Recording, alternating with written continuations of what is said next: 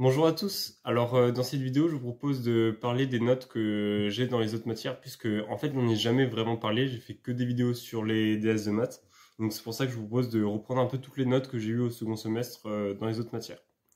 Alors pour commencer, en anglais, ça commençait très bien, puisque en fait, j'avais eu 17 à l'oral. C'était un oral que j'avais fait avec Abdul Kadir, et qui est l'ancien monteur. Du coup, salut Abdul Kadir. Voilà. Du coup, c'était vraiment bien. Ce que j'avais fait était vraiment propre. Ce qu'avait fait Abdi aussi. Je sais que Abdi il va dire que c'est grâce à lui qu'on a eu 17, mais franchement, je trouve que c'était un bon travail en duo. Et donc voilà, on avait fait vraiment un truc super sympa. Notamment, on avait parlé du combat de Cédric Doumbé, etc. Donc ça a vraiment bien plu, c'était interactif. Et donc voilà, c'était une bonne note. Et puis ensuite, après cette note-là, ça a très vite, c'est très vite mal parti puisque j'ai eu 0 en thème. Et donc 0, c'est pas beaucoup, surtout que la moyenne était à 10. Donc je savais que le thème, c'était mon gros point faible, puisque le premier thème, j'avais eu 0 aussi. Et je considérais que ce que j'avais fait là était encore moins bien. Donc c'est vraiment dommage. Vraiment, en fait, j'étais triste parce que je savais que j'allais pas avoir une bonne note. Mais bon, en même temps, en fait, j'ai eu 0. J'ai eu 109 points faute. Et au-delà de 100 points faute, on a 0. Donc, en fait, même si j'avais pas fait, si j'avais évité les grosses erreurs comme là j'ai fait au début Heimfeld, en fait, je savais que c'était faux. Je savais que c'était Heimfeld, mais je sais pas, enfin, je sais pas si c'est Heimfeld du coup, mais je savais que c'était bizarre. J'ai fait plein de fautes comme ça. Et donc, j'aurais pu ne pas avoir 0, mais bon. C'est vraiment dommage. Je considère vraiment ce DS-là, c'était raté. Puis ensuite, j'ai eu un 9 en anglais qui était plutôt correct. J'ai réussi à bien broder, on va dire. Non, j'ai vraiment essayé de m'appliquer sur la langue et je trouve ça a plutôt bien payé, donc c'est plutôt cool ce 9-là. Ensuite, en synthèse, je suis vraiment content de ce que j'ai fait puisque j'ai eu 11,5. À chaque fois, la moyenne de classe, thème c'était 10, l'autre c'était 10 aussi et la synthèse c'était 12. Donc vraiment la synthèse, j'étais vraiment content de ce que j'ai fait. D'ailleurs la remarque qu'elle m'a mis en témoigne que c'était plutôt bien. Et puis même il y a un moment où genre j'ai pas fait de faute pendant une page quasiment. Et même en français je suis pas capable de faire ça. Alors vraiment je trouve que je me suis vraiment amélioré sur la langue. Bon, après ça se voit pas trop au barème qu'elle a mis puisque j'ai eu 4 sur 12. Ouais c'est ça, j'ai eu 4 sur 12 sur la correction de la langue et 3 sur 6 sur la richesse. Donc j'ai essayé vraiment de faire des phrases simples.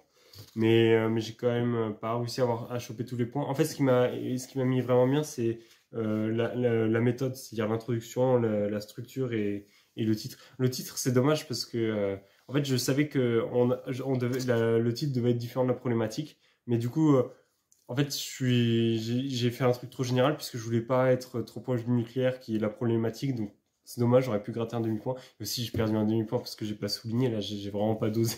Genre, j'aurais pu avoir 12 juste avec ces deux modifications. C'est vraiment dommage. Mais bon. Ensuite, pour changer de matière, on a le français. Alors, le français aussi, c'est très bien parti. En fait, dans les deux matières, c'est très bien parti parce que elle a ramassé un devoir où j'ai eu 11. Alors, en français, les notes sont beaucoup plus basses. C'est plutôt autour de 8-9 la moyenne à chaque fois. Donc, avoir 11, c'est vraiment une très très bonne note. Et c'est un devoir qu'elle a ramassé. Et en fait, je sais pas comment c'est possible, mais en fait, elle s'en était pas souvenue qu'on avait corrigé en classe. En fait, elle nous avait dit de retravailler le truc et de lui rendre. Sauf que, en fait, je crois qu'elle avait oublié qu'on l'avait fait en classe parce que quand elle nous l'a rendu 2-3 semaines plus tard ou un mois, je sais plus. Bref, le temps qu'elle a mis pour corriger, elle nous a dit ouais, il y a beaucoup de gens qui ont triché parce que ils ont eu des bons développements, etc. Genre j'ai vu des notes 15, des notes vraiment terrifiantes parce que vraiment avoir plus de 12-13 en français, ça commence à être costaud, mais genre 15, c'est lunaire quoi.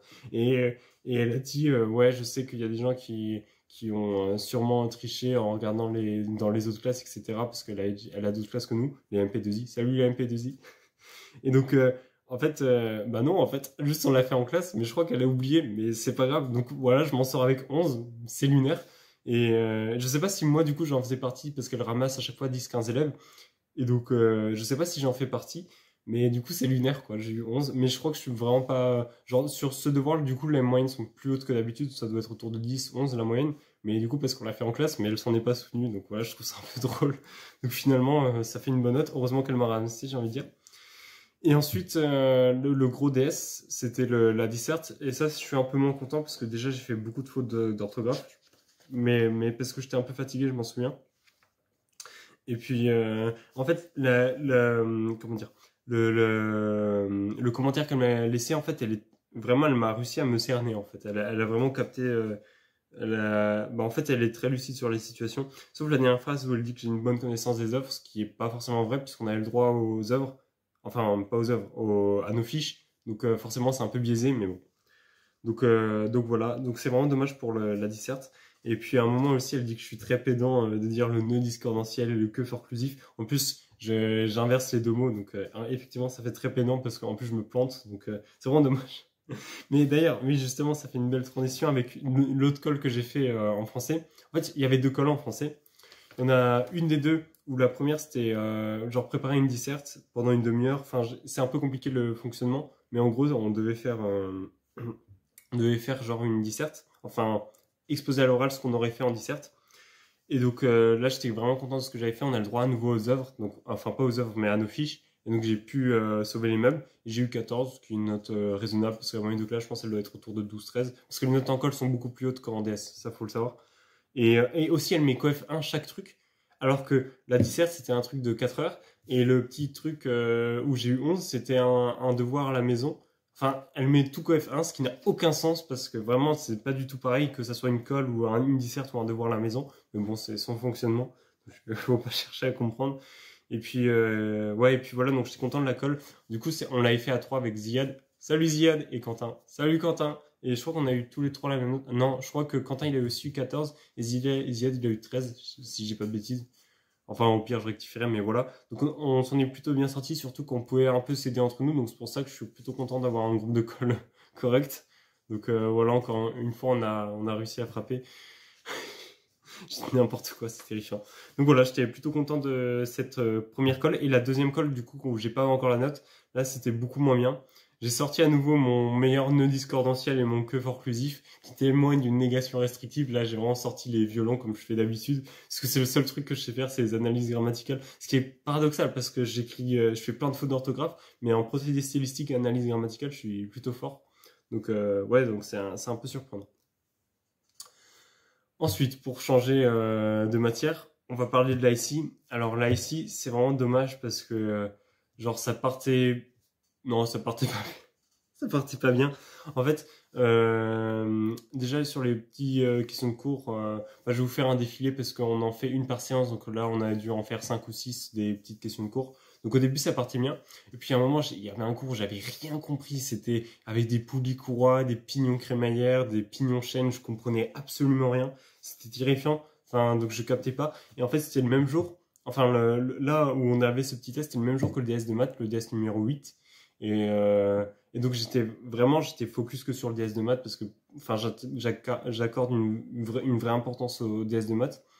Et donc c'est pour ça que j'étais pas forcément à mon top. Déjà de base ce chapitre je l'aimais pas. Et en plus le matin il y avait DS de maths où j'ai donné toute mon énergie pour au final rendre quelque chose de pas forcément très bon. Mais bon c'est pas grave. J'espère que je serai dans le top 5. On va espérer parce que vraiment ce que j'ai fait au DS de maths c'était vraiment pas fou. Bon, on va voir. Bon, moi, je parle pas du DS de maths, c'est censé être les matières. Oui, donc j'ai tout ça pour dire que j'ai eu 2 au truc. Et en fait, j'ai un peu répondu au hasard parce que j'étais mort, en fait. J'étais vraiment à ce moment-là, j'étais claqué. Et j'ai mis pignon crémaillère partout. Je me suis dit, vas-y, il y en a un qui passe, j'espère. Elle a même pas corrigé parce que je pense qu'elle s'en est rendu compte que, voilà, quoi, j'ai pas dosé. Puis même là, à la fin, je fais une faute de signe que jamais je n'aurais fait en temps normal. Je me connais, c'est pas le genre de faute que je fais. Mais là, avec la fatigue des 3 heures de DS de maths où je fais n'importe quoi, et genre, j'avais plus d'idées claires, donc voilà. Donc c'est dommage ce petit test, voilà. Et puis sinon, ça c'est coef 1, et donc les gros contrôles, il y en a eu 2 qui sont coef 5. Et donc le premier, ça s'est pas super bien passé. Ça me fait rire parce que quand je vois la première question, en fait, personne n'a trouvé la réponse, même le majorant de l'AIC qui a majoré 2DS. Salut Clément! Voilà, il n'a pas trouvé non plus. Donc j'ai écrit au hasard. Et puis là, même la question 2, je me souviens, j'avais pas réussi à... En fait, je comprenais rien. Enfin, j'ai un peu brodé. C'est pas passé finalement.